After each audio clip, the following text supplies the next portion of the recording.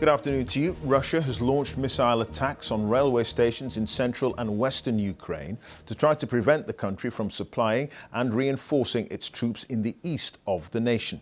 The railways are crucial for evacuating citizens too.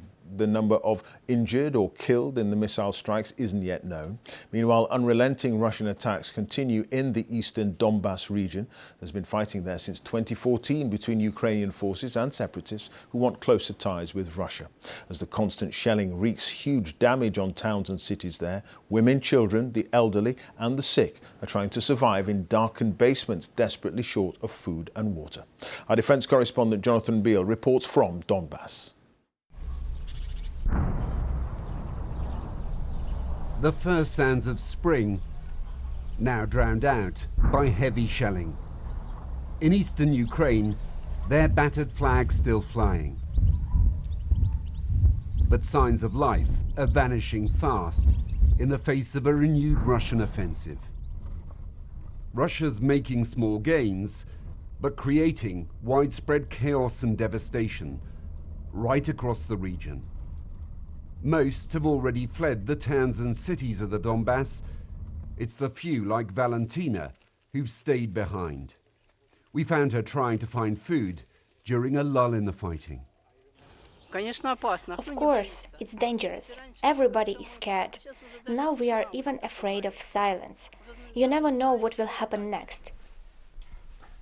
This is now her home. Lysychansk has become an underground city. She shares a dark, dank shelter with another 50 people. They say they're running out of clean water and food. And some don't even care which side is winning. My brain hurts. 2 idiots are fighting, 2 old men. All of them are guilty. All of them.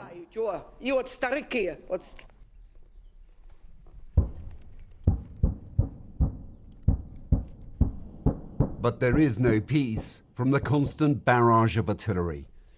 It's becoming yet another Russian war of attrition. They're trying to break Ukrainian forces along a front line that stretches for 300 miles. We have bomb attacks, rocket attacks every day. Every day, every time, every day, every horse, all days. If we lose not only Ukraine, lose all world. And your countries and other countries too. Here, they're still relying on mostly old Soviet weaponry. They proudly show off their one British-supplied anti-tank missile, the NLAW. They've already used the other one to destroy a Russian tank. We need that weapon for a freedom, for a winner, for that war. We need that weapon. And when we have more that weapon, war is ending.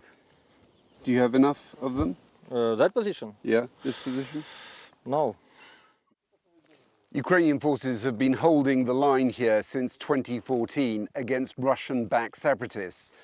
They're still holding the line, but this time against the Russian army. And what has been sporadic fighting over the last 8 years has now turned into a full-blown war. And they are being pounded by Russian artillery. This war is grinding down life in the Donbas.